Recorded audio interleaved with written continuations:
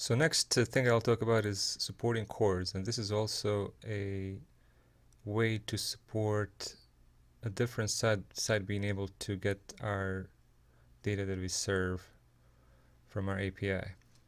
So browser security prevents a web page from making AJAX requests to another domain.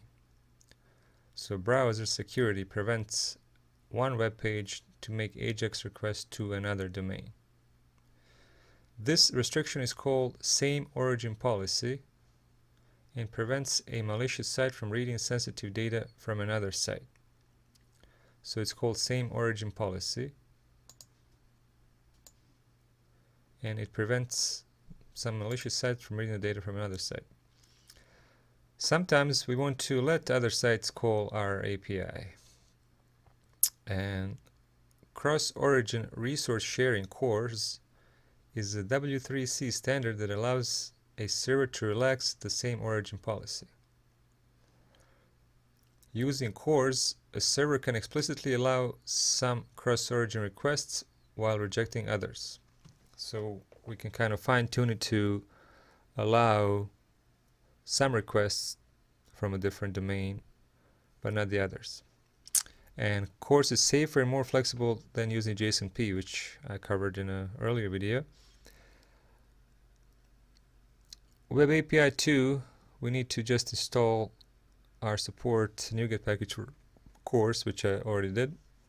And then in our configuration, where we have configuration, we use config enable CORS, and then we use enable CORS attribute at the controllers that we want to use it. And another mention is two URLs have the same origin if they have identical schemes, hosts, and ports. So I'll go ahead and show this really quick in the code. So in our web API config, I use config enable CORS. Prior to that, I had to install the package. And then in our foods controller and the package, I believe it's showing right here, it's a Microsoft ASP.NET Web API CORS. And then in the food controller, I enable CORS and I give it the origins, and then tell it which headers and methods. I think this means all of them.